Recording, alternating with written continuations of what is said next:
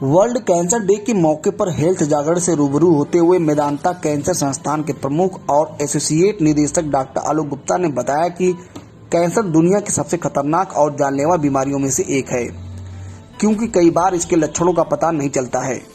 Doctor आलोक ने बताया कि कैंसर लोगों में मृत्यु के प्रमुख कारणों में से एक है। जब तक ये बीमारी सामने आती है तब तक बहुत देर हो चुकी होती है और कैंसर पूरे शरीर में फैल चुका होता है। इसके चलते कई लोगों को समय से उचित इलाज नहीं मिलता है और उनकी मौत हो जाती है। अगर समय पर कैंसर की बीमारी का पता चल जाए तो इसका इलाज संभव है। तो आइए मेदांता कैंसर संस्थान के प्रमुख डॉक्टर आलोक गुप्ता से जानते हैं कैंसर से जुड़े कुछ सवालों के जवाब। नमस्कार, मेरा नाम डॉक्टर आलोक गुप्ता है।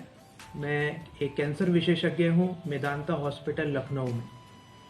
आज हम विश्व कैंसर दिवस सेलिब्रेट कर रहे हैं। विश्व कैंसर दिवस 4 फरवरी को पूरे विश्व में सेलिब्रेट किया जाता है, जिसका मुख्य उद्देश्य यह होता है कि कैंसर के बारे में जागरूकता फैलाई जाए। कैंसर जो एक आम बीमारी है, कैंसर काफ़ी कॉमन हो गया है। इस बार की जो विश्व कैंसर दिवस की जो थीम है वो है I can and I will. देखिए, ये आई कैन एंड आई विल का महत्व हर किसी के लिए अलग होता है। जो कैंसर से पीड़ित लोग हैं उनके लिए आई कैन एंड आई विल का मतलब रहेगा कि I can and I will defeat cancer. जो कैंसर सेवाओं में लोग जुड़े हैं, डॉक्टर्स हैं, नर्सेज हैं, उनके लिए यह रहेगा कि I can and I will motivate my patients to take proper treatment, to increase awareness and education about cancer. जी, तो इसी तरह से इसका महत्व है और ये इस बार की थीम है I can and I will. जी डॉक्टर साहब, एक सवाल ये है कि पिछला लगभग 1 साल जो है वो कोरोना की भेंट चढ़ गया, तो कोरोना के इस काल में कैंसर के मरीजों का कैसे इलाज संभव हो पाया? देखिए, बहुत महत्वपूर्ण सवाल है ये। हम पिछले 1 साल से इस महामारी से जूझ रहे हैं। जी। मैं जो तकलीफें हमारे सामने आई उनको 2 चरणों में बांटना चाहूँगा। जो पहला चरण था जब लॉकडाउन लगाया गया, तो मार्च और अप्रैल के समय, उस समय क्योंकि सब जगह रास्ते बंद थे, कई जगह पे अस्पतालों की जो सुविधाएं थी, कैंसर सुविधाएं, उनको कोरोना में कन्वर्ट किया जा रहा था, तो कैंसर की सुविधाएं कई जगह पे बंद हो गई थी उस समय। जी बिल्कुल। तो काफ़ी मरीज ऐसे थे जिनका ट्रीटमेंट चल रहा था उस समय, बट कोरोना की वजह से उसमें ब्रेक लग गया। जी।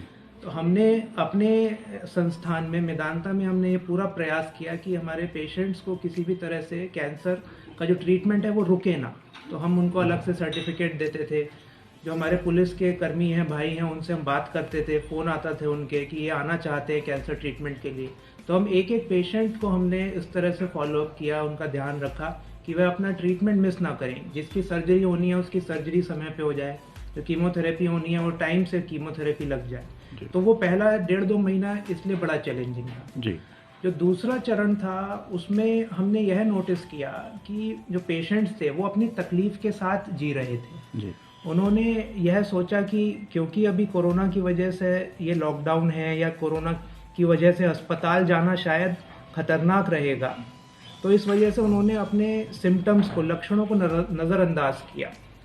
तो हमने यह देखा कि जुलाई, अगस्त, सितंबर में जो हमारे पास पेशेंट्स आए वो पिछले कई महीनों से पीड़ित थे, बट किसी कारणवश हॉस्पिटल नहीं आ पा रहे थे। तो स्टेज एडवांस थी, तो बीमारी एडवांस स्टेज में हम पकड़ पा रहे थे क्योंकि पेशेंट्स ट्रीटमेंट नहीं कराने आ पा रहे थे या वो कोरोना की वजह से डरे थे, अस्पताल नहीं आना चाहते थे। तो ये 2 चैलेंजेस हमने फेस किए। जी डॉक्टर साहब, दूसरा इसी से मिलता जुलता सवाल है कि कैंसर से बचाव के क्या उपाय हो सकते हैं? देखिए, ये आपको जान के आश्चर्य होगा कि लगभग 40 से 50% तक जो कैंसर केसेस हैं हम उसको प्रिवेंट कर सकते हैं, रोक सकते हैं होने से, अगर हम जागरूक हैं तो। जी। तो सबसे पहले तो यह है कि किसी भी प्रकार का तंबाकू का सेवन ना किया जाए। जो स्मोकिंग है, चाहे बीड़ी, सिगरेट, स्मोकिंग हमें बिल्कुल नहीं करनी चाहिए। बहुत तमाम तरीके के कैंसर स्मोकिंग से रिलेटेड है। फिर चबाने वाला जो तंबाकू है उसका सेवन, गुटखा, ये सब नहीं करना है। इससे भी मुंह का, गले का कैंसर ये सब होता है। जी। तीसरी चीज़ जो शराब का सेवन है, तो शराब का अत्यधिक सेवन से भी कुछ कैंसर होते हैं शरीर के अंदर, हमें वो भी नहीं करना चाहिए। उससे हम बच सकते हैं अगर हम ऐसा करें। जी। चौथी चीज़ ये है कि अपने दिनचर्या में शारीरिक व्यायाम को जरूर जगह दें। आधा घंटा अपने शरीर को दें। अगर आप रेगुलर व्यायाम करेंगे, एक्सरसाइज करेंगे, तो भी कुछ कैंसर का रिस्क हम कम कर पाते हैं जी। और पांचवी चीज़ है, एक पौष्टिक आहार रखें। पौष्टिक आहार रखें, अपना वजन संतुलित बनाए रखें, मोटापे से बचें।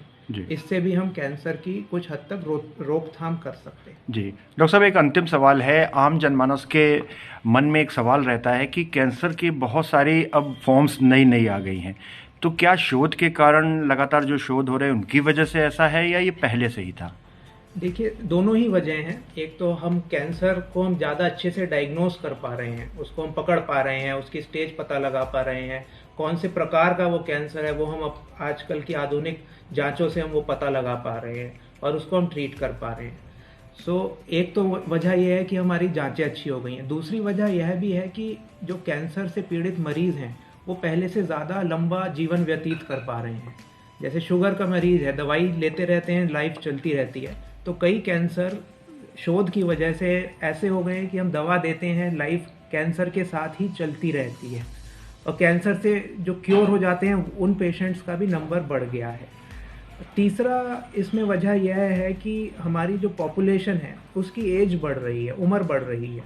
जो एवरेज लाइफ एक्सपेक्टेंसी जिसको हम बोलते हैं, वह जब भारत आज़ाद हुआ था उस समय 37 ईयर्स होती थी। आज की तारीख में वो 67-68 ईयर्स पहुंच गई। तो जैसे जैसे पॉपुलेशन, आबादी की उम्र बढ़ती है, कैंसर होने का रिस्क भी बढ़ता है।